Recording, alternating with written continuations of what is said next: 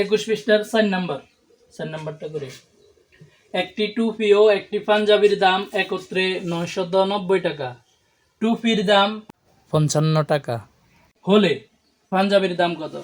অর্থাৎ দুইটার দাম একত্রে বলে দিছে। পাঞ্জাবি একটা কিনছো তুমি মনে করো, আর একটা টুপি কিনছো, তো এর দুইটার দাম একসাথে দোকানদার তোমার বলে দিছে 990 টাকা। কত বলছে? 990 টাকা তুমি তারে দিছো। এখন টুপির দাম তুমি জানো 55 টাকা। কত? টুপির দাম কত? 55 টাকা। পাঞ্জাবির দাম কি জানো নি? পাঞ্জাবির দাম জানো? এখন পাঞ্জাবির দামটা বাইর করতে হবে। তাহলে বোর্ডের দিকে তাকাও সবাই। একটি টুপির দাম ও একটি পাঞ্জাবির দাম একত্রে 990 টাকা। কত? 90 টাকা। তাহলে টুপি ও পাঞ্জাবির দাম একত্রে 990 টাকা। টুপি ও পাঞ্জাবির দাম, টুপি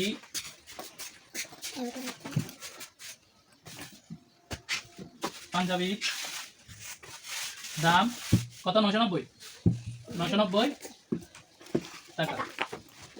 টুপির দাম 55 টাকা। কত?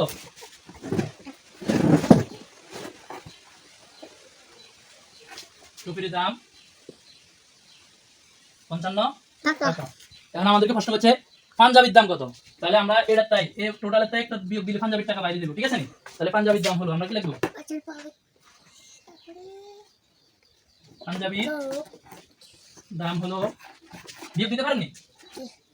উপরে তো শূন্য, এই শূন্যটা এখন কি করতে হবে? মনে মনে 10 ভাবতে হবে। কত? 10 থেকে 5 গেলে আমরা 5 এর নামটা জানি, 5 দুগুণে 10, তাহলে আর 5 থাকে, ঠিক না? তাহলে 5 বসাই দিবে।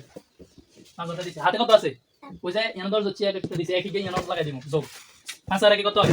6। 9 থেকে 6 গেলে কত থাকে? 7 8 9, 3 থাকে। 3 বসাই দিছি। আর 9 আছে, 9 বসে দেব। কেমন? 9 বসে দেব। তাহলে 935 টাকা। তাহলে পাঞ্জাবির দাম হলো 935 টাকা। উত্তর 935 টাকা। বুঝছেন নি?